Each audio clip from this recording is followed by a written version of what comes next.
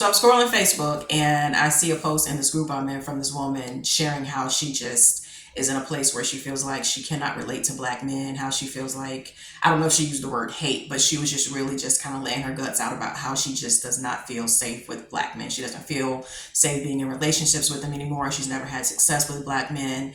And she was just laying it out. And oh my God, it really took me back to the couple of years that I went through this exact same thing. Do you hear me? So I'm glad I came out of that dark place. I'm so glad I came out of that dark place because mine was dark. I saw nothing but red when it came to black men.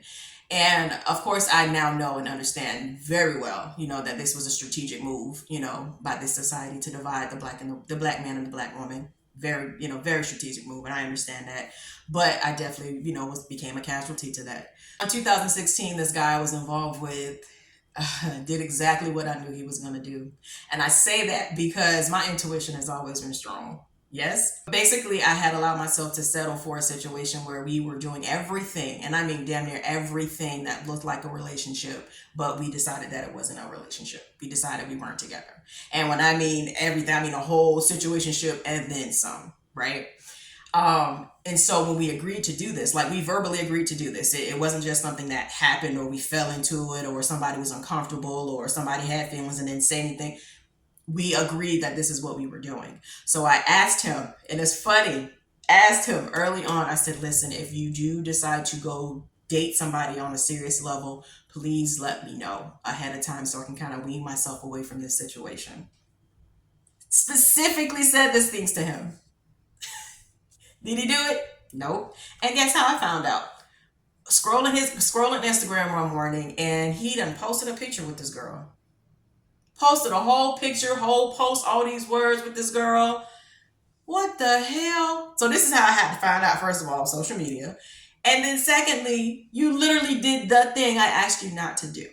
And it's so funny because he really came off as a guy who was upstanding, big on, integrity, full of morals and, definitely big on wanting to communicate, that type of guy. He really came off as that type of guy, and that's what he did. And when I say for 6 months straight, I mean 6 months straight, me and this guy waking up to each other, going to bed to each other, going out on dates.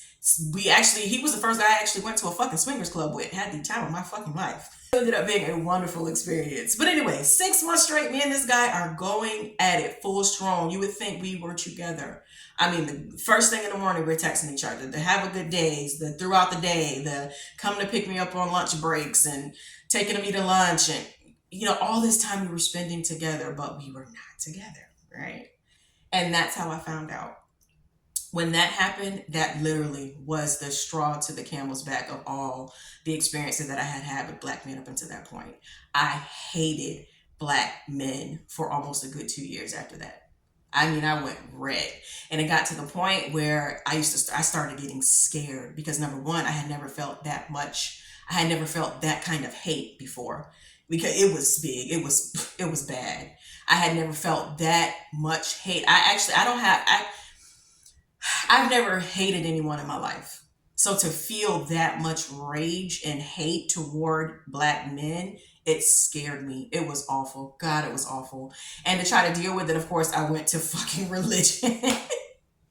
Oh my God, wrong move. Oh my fucking God. Because of course they're gonna, the constructs, especially of Christianity, black Christianity.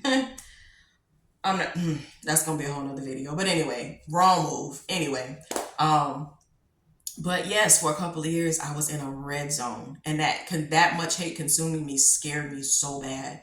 But the thing that really pulled me through is when I really started to look at my sons and started to feel fear, because I started to ask myself, am I going to hate my sons?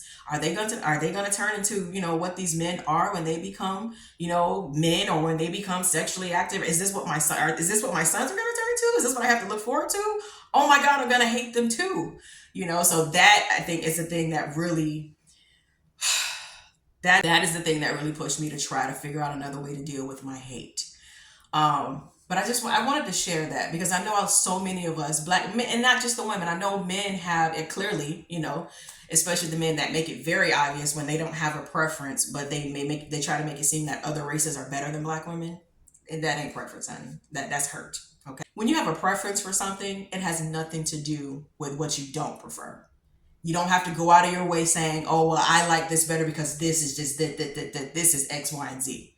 That's not preference, baby. That's pain. That's hurt. That's trauma. Glad I'm over that. I'm glad I was able to pull myself out of that because that was a dark time. That was a dark time. And once I was really able to pull myself out of that, I realized I'm like, girl, what the fuck is you what is you going through? You don't hate black men. You love these beautiful motherfucking creatures. You love the shit out of them. They are you, right? So man, I just that triggered some memories. That triggered some memories. But I'm glad I'm not in that space anymore.